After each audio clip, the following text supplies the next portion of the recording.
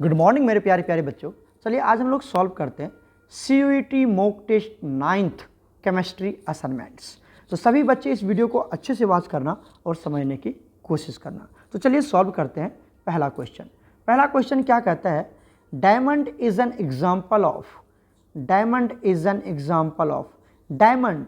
आपने पढ़ा होगा डायमंड एंड ग्रेफाइट, ये कार्बन के एलोट्रॉप्स होते हैं। तो कह रहा है कि ये जो डायमंड है इसका स्ट्रक्चर कैसा होता है या किसके एग्जाम्पल है ये, है ना।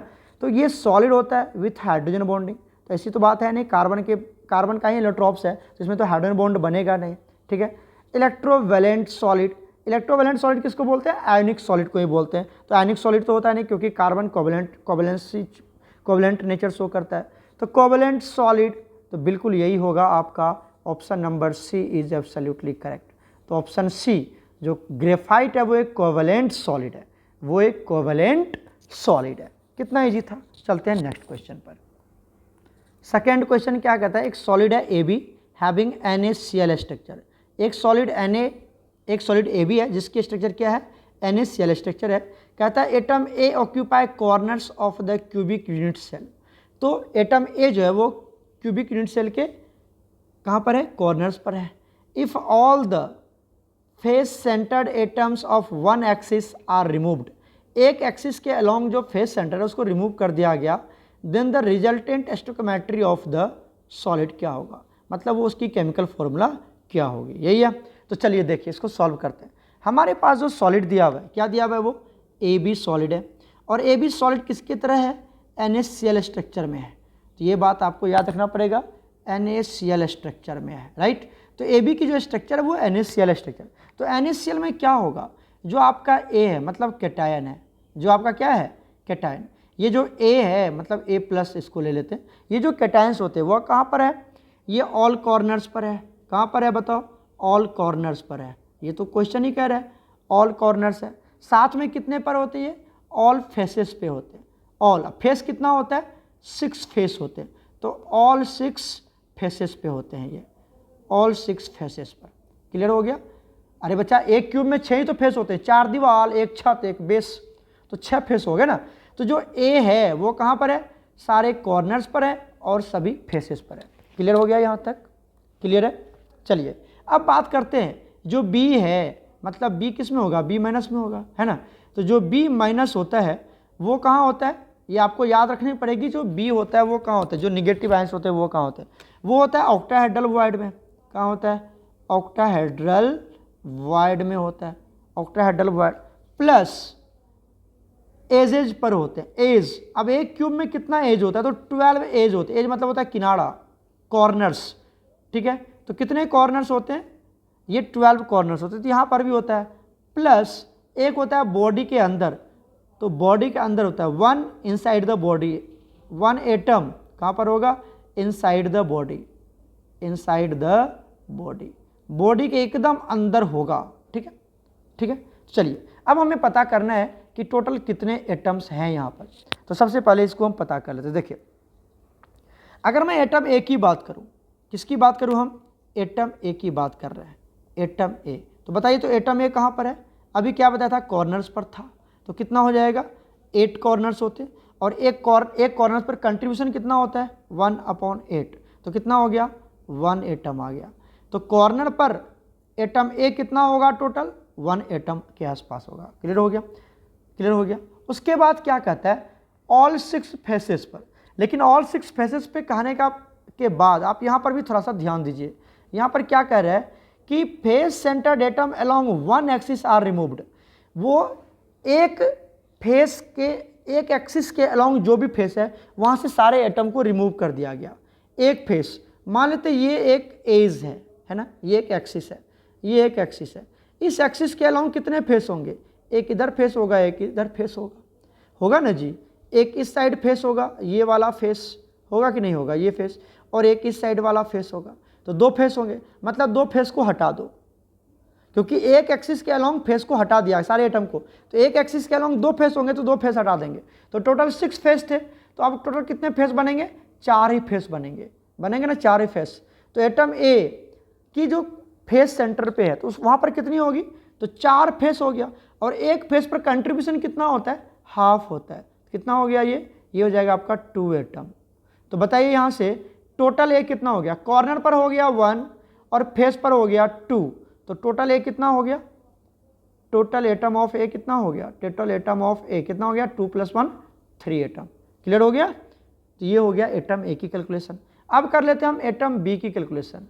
एटम बी समझिए अच्छे से, एटम बी कहाँ पर है, तो देखिए एटम बी है ऑक्टाहेड्रल बॉन्ड। यहाँ तो ऑक्टाहेड्रल बॉन्ड की बात ही नहीं हो रही है, तो उसके लिए क्या पुट कर देंगे हम 0 प्लस ऑक्टाहेड्रल बॉन्ड तो पता नहीं है कि ऑक्टाहेड्रल बॉन्ड इतना है क्या नहीं है, तो यहाँ पर 0 हो गया। उसके बाद एज कितना होता है 12 एज पर होता है, और एक एज पर कंट्रीब्यूशन कितनी होती है 1/4, तो ये हो गया 12 एज पे कितना होगा निकाल लेंगे, प्लस एक एटम बॉडी के अंदर है तो वो पूरा का पूरा तो बॉडी के हमारे क्यूब में ही रहेगा, तो कितना हो गया यहाँ से, ये हो गया आपका 3 + 1 कितना हो गया 4 एटम। तो बी हो गया 4, ए हो गया 3, तो क्या हो जाएगा, ए हो गया 3, बी हो गया 4, तो A3B4 ये इसकी स्टोइकियोमेट्री हो जाएगी, ये इसका फॉर्मूला हो जाएगा। तो आप देख लीजिए कौन हो जाएगा, A3B4 हो जाएगा। ठीक है बच्चा, क्लियर है यहाँ तक, क्लियर है। चलते हैं नेक्स्ट क्वेश्चन। अगर दिक्कत होगी तो ऑफलाइन लेक्चर लगेगी, उसमें आप पूछ लेना हमसे, और अगर कोई दिक्कत होगा तो आप वीडियो को 1-2 बार पॉज करके अच्छे से वॉच करना, सब समझ में आ जाएगा। चलते हैं नेक्स्ट क्वेश्चन पर। थर्ड क्वेश्चन देखिए, atom occupy BCC structure, BCC structure में जा रहा है और उसके पास टोटल एटम कितने, इतने यूनिट सेल है, हैज़ इतना यूनिट सेल, BCC स्ट्रक्चर में भी इतना यूनिट सेल है उसके पास। तो कहता है टोटल नंबर ऑफ एटम, ये तो बहुत ईजी है। बताइए BCC में एक स्ट्रक्चर कितना होता है, BCC में टोटल नंबर ऑफ एटम कितने होते हैं, मतलब BCC की में Z की वैल्यू कितनी होती है, 2 होती है, बोला था मैंने याद कर जाने के लिए, Z की वैल्यू 2 होती है। अच्छा, ये तो एक यूनिट सेल में, इन 1 यूनिट सेल, इन 1 यूनिट सेल, 1 यूनिट सेल में, एक यूनिट सेल में 2 एटम है। कितना यूनिट सेल दे रखा है 12 पॉइंट, यहाँ से देख लो, थोड़ा सा इंक्रीज कर देता हूँ, ये मैं इनलार्ज कर देता हूँ, क्या बनेगा, सो इन 12.08 × 10⁻23 यूनिट सेल में कितने होंगे, इतने यूनिट सेल में कितना होगा बताओ, तो मल्टीप्लाई कर देंगे, इसमें क्या है, तो 12.08 × 10⁻23 × 2, तो इसका वैल्यू कितना हो जाएगा बताओ, ये आ जाएगा 24.16 × 10⁻23। तो ये ऑप्शन देख लीजिए कहाँ पर है, चेक कर लेते हैं ये ऑप्शन कहाँ पर है, ये आपका हो जाएगा option A. Option A is absolutely correct. Clear हो गया। एक यूनिट सेल में 2 एटम, तो उतना यूनिट सेल में कितना एटम, सीधी सी बात है, मल्टीप्लाई कर देंगे। राइट, कर लोगे सॉल्व बच्चा, कर लोगे ना। चलते हैं नेक्स्ट क्वेश्चन पर। नेक्स्ट क्वेश्चन देखिए, ऑस्मोटिक प्रेशर आपको दिया हुआ है, टेम्परेचर आपको दिया हुआ है केल्विन में, तो पूछ रहा है कंसंट्रेशन इन मोल पर लीटर, मतलब ये ऑस्मोटिक प्रेशर का क्वेश्चन है ना। तो चलिए इसको सॉल्व करते हैं। आप देखिए पाई इक्वल टू क्या होता है, पाई इक्वल टू आपको पता है कि CRT होता है, पाई इक्वल टू CRT।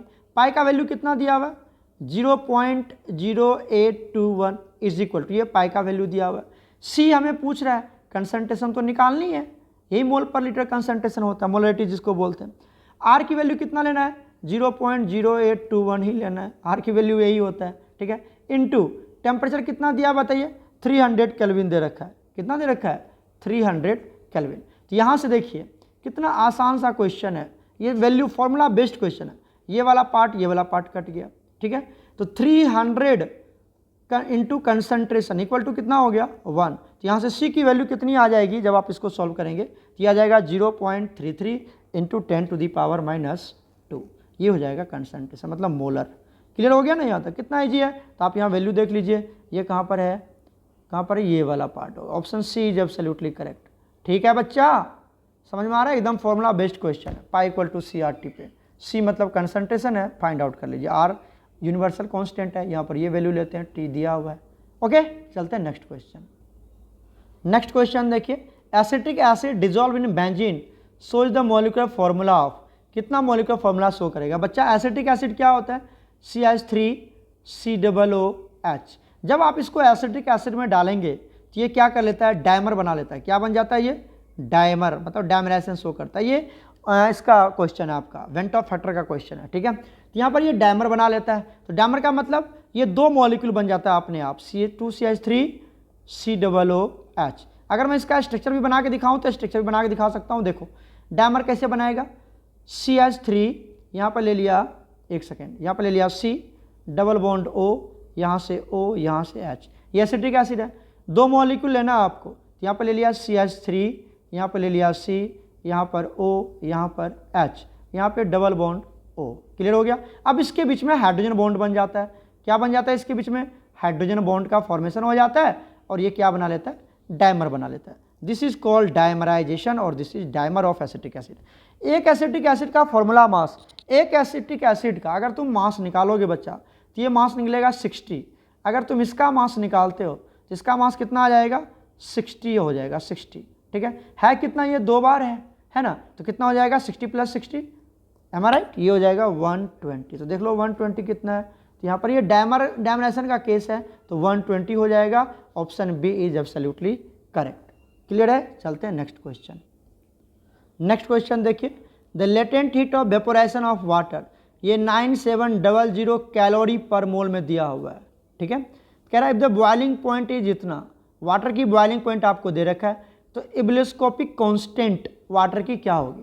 देखो इब्लिस्कोपिक कांस्टेंट क्या बोलते हैं, आपने पढ़ा होगा ना, delta TB equal to KB molarity. तो ये जो KB है ना बच्चा, इसी को बोला जाता है इब्लिस्कोपिक कांस्टेंट या molar elevation constant, molar elevation constant बोला जाता है इसको। ठीक है ना, तो ये बात है, इलेवेशन इन बॉइलिंग पॉइंट का क्वेश्चन है, तो molar elevation point, molar elevation constant बोल दो या इब्लिस्कोपिक कांस्टेंट बोल दो, राइट।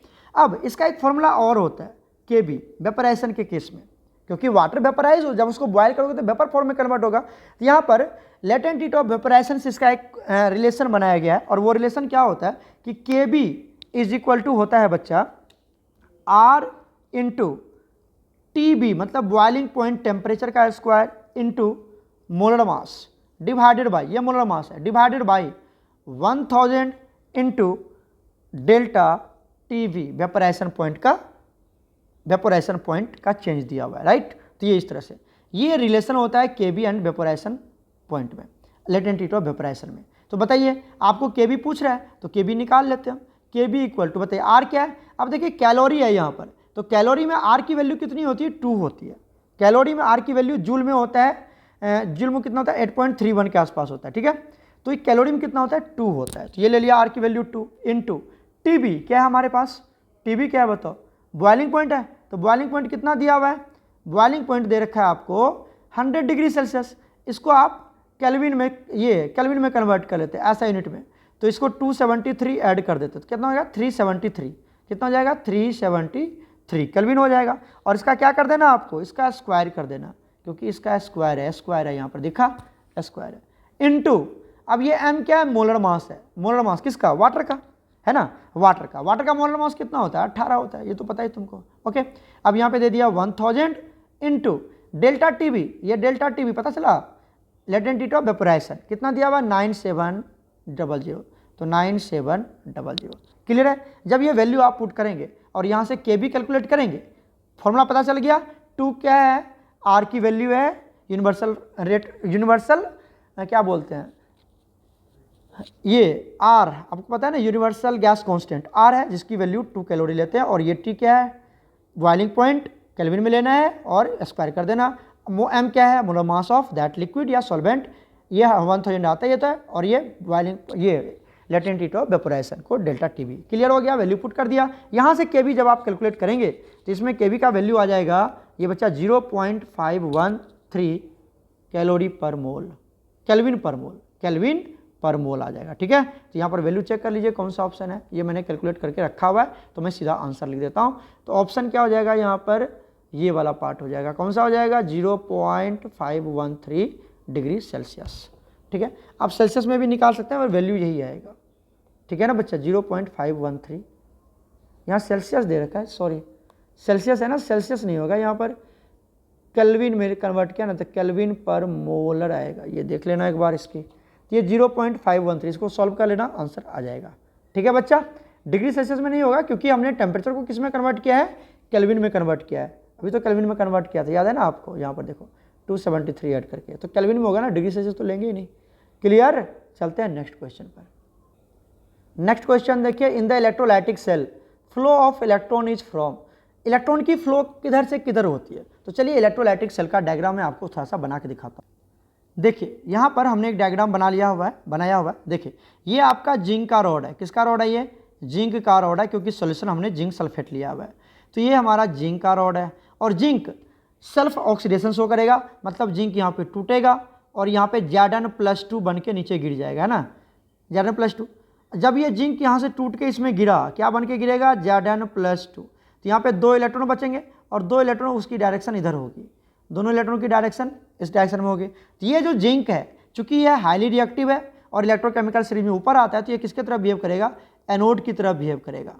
और ये कॉपर की रॉड है, क्योंकि आपने सोल्यूशन कॉपर सल्फेट का लिया है, तो ये कॉपर का रॉड है, तो ये किसकी तरफ बिहेव करेगा, कैथोड की तरफ बिहेव करेगा। तो आप देख रहे हैं कि एक्सटर्नल सर्किट में जो इलेक्ट्रॉन की मूवमेंट है वो किधर से किधर है, एनोड टू कैथोड है, एनोड टू कैथोड है। आपने पढ़ा होगा ना कॉपर जिंक सेल, पढ़ाया है ना मैंने आपको, copper zinc cell galvanic cell इसको जिसको हम बोलते हैं, तो ये कॉपर जिंक सेल है। और ये तो आपका सॉल्ट ब्रिज है, पता ही है आपको सॉल्ट ब्रिज, सब कहानी याद होनी चाहिए। तो यहाँ पर एनोड टू कैथोड होता है, तो एनोड टू कैथोड होगा, anode to cathode internal supply. यहाँ पर कहता है कैथोड टू एनोड नहीं होगा, कैथोड टू एनोड नहीं होता, कैथोड टू एनोड नहीं होता, एनोड टू कैथोड होता है। क्लियर हो गया, option D is absolutely correct. चलते हैं नेक्स्ट क्वेश्चन पर। नेक्स्ट क्वेश्चन देखिए, in infinite dilution the equivalent conductance of Ba+2 Cl-R इतना एंड इतना दिया हुआ है, ठीक है, दोनों का दिया हुआ है। ये इक्विवेलेंट कंडक्टेंस आपको दिया हुआ है Ba+2 का और Cl- का दिया हुआ है रेस्पेक्टिवली। तो कह रहा है कि equivalent conductivity of BaCl2 at infinite dilution क्या होगा, है ना। तो आपको पता है, अगर मैं निकालूँ यहाँ से इनफिनाइट, ये क्या बोलते हैं, इक्विवेलेंट कंडक्टिविटी, क्या निकालें, equivalent conductivity at infinite dilution, क्या होगा बच्चा, किसका निकाल रहे हैं हम, BaCl2 का निकाल रहे हैं, तो निकाल लीजिए BaCl2, क्या बनेगा यहाँ से, equivalent conductivity at infinite dilution of Ba+2 plus equivalent conductivity, है ना, equivalent conductivity of at infinite dilution of Cl-, ठीक है। अगर आपने यहाँ पर, चूंकि यहाँ पर क्या होने वाला है, 2 क्लोरीन होगा, 2 क्लोरीन, तो अगर आपने ये 2 इधर लगा दिया तो बन जाता है मोलर कंडक्टिविटी। अगर आप स्टोइकियोमेट्री ले रहे हो तो मोलर कंडक्टिविटी, और अगर आप 2 नहीं ले रहे हो तो क्या बन जाएगा, वो क्या बन जाएगा, बोलो, वो बन जाएगा आपका इक्विवेलेंट कंडक्टिविटी। तो ये इक्विवेलेंट कंडक्टिविटी और मोलर, मतलब कोलराच लॉ का क्वेश्चन है, कोलराच लॉ का क्वेश्चन है। बताइए Ba+2 कितना दिया हुआ है, Ba+2 की जो इक्विवेलेंट कंडक्टेंस है वो आपको दिया हुआ है 127 प्लस इक्विवेलेंट कंडक्टेंस किसकी, Cl- की कितना दिया हुआ है 76, दोनों को जोड़ दीजिए कितना आ जाएगा 203 आ जाएगा। कितना इजी क्वेश्चन है, बस ऐसे निकाल लेना है। तो यहाँ पर 203 कौन सा होगा, ये वाला पार्ट होगा, क्लोरीन का ये वाला पार्ट होगा। तो option c is absolutely correct. Clear हो गया, चलते हैं नेक्स्ट क्वेश्चन पर। नेक्स्ट क्वेश्चन देखिए, फॉर अ सेल रिएक्शन, ये आपको देखा, मतलब कॉपर जिंक सेल की रिएक्शन दी हुई, कॉपर जिंक सेल, ये अपना बोर्ड का क्वेश्चन है। The cell representation is copper zinc cell. तो यहाँ पर बताइए, जो आपका जिंक है, जिंक किसकी तरह इन्हें बिहेव करेगा, एनोड की तरह, है ना। जिंक सल्फेट किसकी तरह बिहेव करेगा, किसकी तरह, एनोडिक सॉल्यूशन, एनोडिक सॉल्यूशन की तरह बिहेव करेगा। CuSO4 किसकी तरह बिहेव करेगा, कैथोडिक सॉल्यूशन की तरह बिहेव करेगा। और Cu किसकी तरह बिहेव करेगा, कैथोड की तरह। अभी तो डायग्राम बनाया था मैंने। तो क्या होता है, सबसे पहले जो सीक्वेंस होता है सेल रिएक्शन लिखने का, वो आपको याद है। पहले लिखना है आपको एनोड, क्या लिखना है, एनोड, उसके बाद क्या लिखते हैं, एक स्लैश लाइन, उसके बाद एनोडिक सॉल्यूशन, उसके बाद एनोडिक सॉल्यूशन लिखते हैं, उसके बाद डबल लाइन जो सॉल्ट ब्रिज को इंडिकेट करता है, ये डबल लाइन सॉल्ट ब्रिज को इंडिकेट करता है। उसके बाद क्या लिखते हैं हम लोग, कैथोडिक सॉल्यूशन लिखते हैं, और फिर एक लाइन देके क्या लिखते हैं हम, कैथोड लिखते हैं। This is the correct representation of any cell, any cell को आप इस तरह से लिख सकते हो। यहाँ पर क्या है, कॉपर जिंक क्या होगा, ये जिंक ले लेंगे, साथ में क्या ले लेंगे, जिंक का सल्फेट क्या देगा, Zn+2 देगा, डबल सॉल्ट दे दिया। कैथोडिक सॉल्यूशन में क्या मिलेगा, Cu+2, उसके बाद कैथोड किसका होगा, Cu। तो ऑप्शन कौन सा हो जाएगा बच्चा, option A is absolutely correct, option A is absolutely correct. Clear हो गया, ये करेक्ट रिप्रेजेंटेशन होता है किसी भी सेल का। याद रखना, anode anodic cell, cathodic solution, उसके बाद कैथोड, याद रखना। ओके, चलते हैं नेक्स्ट क्वेश्चन। नेक्स्ट क्वेश्चन देखिए, question number 10, the mechanism for the reaction is given. ये मैकेनिज्म दिया हुआ है, ये एक रिएक्शन है, राइट। ये रिएक्शन है, देख लीजिए यहाँ से मैं थोड़ा सा और इनलार्ज कर देता हूँ। इस रिएक्शन में क्या दिया हुआ है, ये एक स्लो पार्ट उसका दिखाया मैकेनिज्म में, और ये एक फास्ट रिएक्शन होता है। तो बोलता है रेट ऑफ रिएक्शन किस पे डिपेंड करता है बच्चा, रेट ऑफ रिएक्शन। तो ये फास्ट रिएक्शन है, इसका अगर रेट निकालना पड़े तो रेट ऑफ केमिकल रिएक्शन जो तो ऑर्डर जो होता है वो स्लो आरडीएस पे डिपेंड करता है। मतलब रेट डिटरमाइनिंग स्टेप जो होते हैं, जो स्लोएस्ट रिएक्शन होता है वही आरडीएस होता है और उसी पे डिपेंड करता है। तो क्या दिया हुआ है, P प्लस Q, ये क्या बना रहा है, R प्लस S बना रहा है। तो यहाँ से अगर मैं रेट निकालूँ तो क्या बन जाएगा, K into concentration of P to the power 1 into concentration of Q to the power 1। ठीक है, तो देख लीजिए ये वाला ऑप्शन कहाँ पर है, वही हो जाएगा। तो ये वाला ऑप्शन कहाँ पर आपका, बी वाला है। ये नीट में भी बहुत बार क्वेश्चन आया हुआ है। तो यहाँ पर ये कौन सा ऑप्शन हो जाएगा, बी वाला पार्ट हो जाएगा। ठीक है, क्लियर हो गया। चलते हैं नेक्स्ट क्वेश्चन पर। नेक्स्ट क्वेश्चन देखिए क्या कहता है, the minimum energy required for the molecule to enter in the, minimum energy को तो क्या बोलते हैं हम लोग, एक्टिवेशन एनर्जी बोलते हैं। तो डेफिनेशन ही है, minimum energy that must be required to activate the reactants so that the reactant can form a product. तो ये क्या हो गया, एक्टिवेशन एनर्जी का फॉर्मूला। ये option D is absolutely correct. Clear है। नेक्स्ट क्वेश्चन देखिए, अ रिएक्शन टेक्स प्लेस, क्या दिया हुआ है, अ रिएक्शन रेट कांस्टेंट आपको दिया हुआ है, के की वैल्यू ये दिया हुआ है। ठीक है, तो बोलता है विच इट मीन्स, इसका मतलब क्या होता है। चलिए सबसे पहले क्या दिया हुआ है आपको, के, ठीक है बच्चा, इज इक्वल टू 1.2, यही दिया हुआ ना, देख लो, k equal to 1.2 into 10 to the power 14, यही दिया हुआ है, into e to the power minus कितना दिया हुआ है, 25000 डिवाइडेड बाई RT, यही दिया हुआ है। ये इक्वेशन आपको थोड़ा सा जरूर लग रहा होगा कि ये आपका आरएनएस इक्वेशन से मैच करता है। आरएनएस इक्वेशन क्या कहता है, के इक्वल टू, बताइए, A dot e minus EA upon RT, यही ना आरएनएस इक्वेशन, याद है आपको। ये आरएनएस दोनों को मैच कीजिए तो आपको क्या नजर आएगा कि यहाँ पर के, तो के ए की जगह पर क्या है, जो ए है वो यहाँ पर क्या है, ये वाला पार्ट है, और ई तो ये है, और ये ई ए जो है, ई ए की जगह पर कौन है, ई ए की जगह पर -25,000, यही है ना बच्चा, क्लियर है। तो चलिए बताइए ए की जगह पर क्या है, ए है आपका 1.2 इंटू 10 टू द पावर 14, और ई ए क्या है यहाँ पर, पता चल ही गया होगा, एक्टिवेशन एनर्जी, यही क्या हमारा 25000, क्लियर हो गया। अब आ जाओ, अगर मैं यहाँ पर ये जो आरएनएस इक्वेशन है, अगर मैं यहाँ पे ln लगाऊँ, क्या लगाऊँ, ln दोनों तरफ। आरएनएस इक्वेशन क्या था, k equal to A dot e minus EA upon RT, है ना। अगर मैं दोनों तरफ ln लगा दूँ तो क्या बन जाएगा यहाँ पर, ln k equal to ln A dot e minus EA upon RT। ठीक है, अब यहाँ से लगा दिया ln के इक्वल टू, क्या लिखेंगे, ln A, यहाँ पर मल्टीप्लाई तो क्या हो जाएगा, plus ln e to the power minus EA upon RT, clear हो गया। अब ये जो पावर होता है ना बच्चा, इसको हम ln के पीछे रखते हैं, ये तो लॉग में पढ़ा होगा मैथमेटिकल टर्म है। तो क्या बनेगा, ln k equal to ln A, और ये इधर आएगा तो माइनस EA अपॉन RT, और ये जो ln e का वैल्यू हो जाता है वो हो जाता है 1, तो उसको लिखने की जरूरत है नहीं।